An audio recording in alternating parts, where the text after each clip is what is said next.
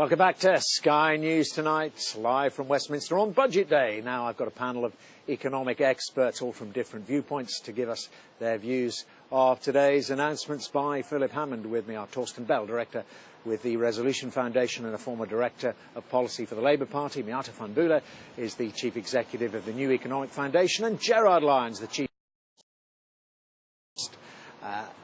at Net Wealth Investments at a Brexit supporter. Couldn't see your title there, Gerard. Okay. So, having forgotten your title, I'll start with you then. Fantastic. It seems a little bit perverse, does it not, given those forecasts from the Office of Budget Responsibility, dreadful growth forecasts, to be increasing spending? Well, the budget forecasts are probably based on too pessimistic an economic outlook. The OBR, who came out with their new forecasts, they are only forecasts. They're catching up with the Bank of England, and this is a legacy of the financial crisis. That being said, what has happened today is that the Chancellor has decided not to opt for austerity. Over the next 5 years, there's about 25 billion fiscal boost. So he's opting for that over tax cuts or reducing the budget deficit sooner. So in that respect, I think the budget today was good, but I think a lot more could have been done. The big challenge, I think, is that at the beginning, Phil Hammond was upbeat in some terms about Brexit and about positioning the UK. If you believe him or not. But he wasn't optimistic enough. Okay. Quite frankly, I think the Chancellor and the Treasury in particular, still have not embraced fully the opportunities from Brexit. Let's get your sense, Miatta. I mean, this extra spending, was it more about the Chancellor saving his own job than the country? Well, there was extra spending, but for me, look, the big story that came out of the budget was that actually the context was hard, and the big lesson coming out from the Chancellor was actually that life's going to get much tougher for people.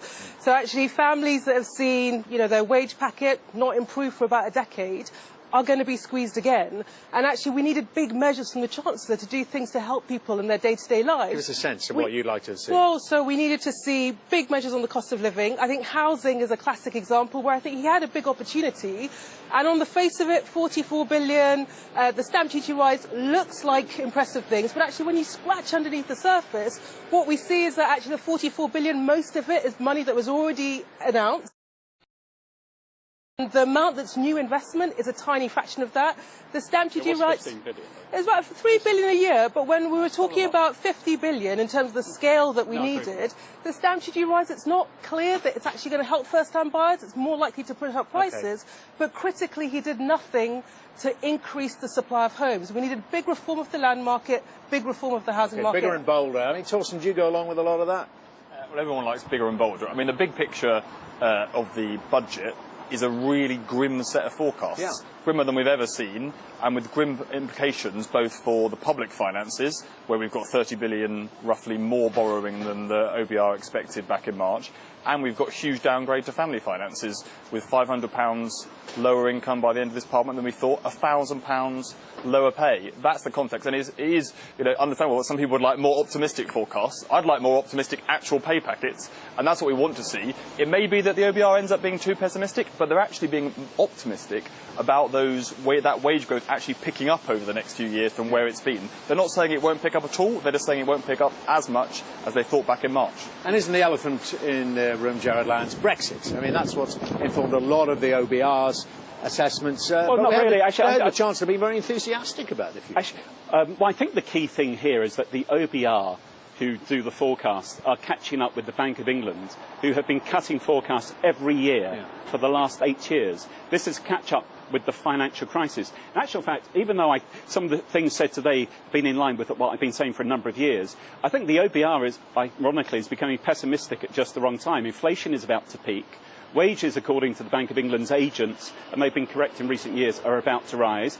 And the thing that they were too pessimistic about today was trade. I think the net trade picture could be quite good. The key issue, of course, is that the economy needs to see more innovation, more investment, and more infrastructure spending. Some of the infrastructure spending announced last year, more today. Okay, so I think it's work in progress. You're nodding along with that, but are there reasons to be cheerful, to coin a phrase? I'm not sure. So in the end, the thing that sits behind the OBR downgrading growth is productivity. Yeah. And so the question is, what did the budget do for productivity? And there was certainly investment in R&D, which is welcome. There was talk about high tech, which is welcome. But in the end, the big drag on productivity is actually the low-skilled, low-wage parts of the economy that employ millions of people, and we didn't hear enough about what we're going to do to boost productivity in those sectors. It's a very good point, isn't it, Torsten Bell? I mean, it didn't seem very structural. It's almost like the Chancellor was fighting fires within the Conservative Party, putting out a rebellion here, putting out a rebellion there. Well, it's definitely right that if you want to increase productivity in the economy, it's good to talk about high-tech sectors, but 3 million people work in retail, and no one, when they talk about industrial strategy, talks about what you're going to do to drive up productivity there. So that would be a very good place to start. But on the politics of it, you've got a Chancellor that's hemmed in, that can't increase taxes because there has no majority in the House of Commons, which the March budget proved. And because he's hemmed in by that situation, the OBR's come along, they've punched him in the face with much worse forecasts than he was expecting, and he's basically had to suck it up. In fact, he's actually had to borrow slightly more. In fact, about half the increase in borrowing in this budget is from the Chancellor deciding to borrow more, rather than just from the OBR giving him bad news. Do you think he'll last? I would say that tonight the Chancellor will be pretty happy, because the test for this budget for him was a political one. Did he get through it without any obvious areas where the government will lose a vote in the House of Commons? Yes. Has he got decent headlines out of most of the broadcast media and some of the Tory press tomorrow on stamp duty? Yes, he's passed his test. The wrong question is not about the Chancellor. We always try and personalise it. It's really how economic thinking is made in this country. Brexit really implies a new change, how we should position the UK in the changing and growing global economy. What you have here is the Treasury and the Bank of England. Often the aim in UK economic thinking is to be part of the or wrong.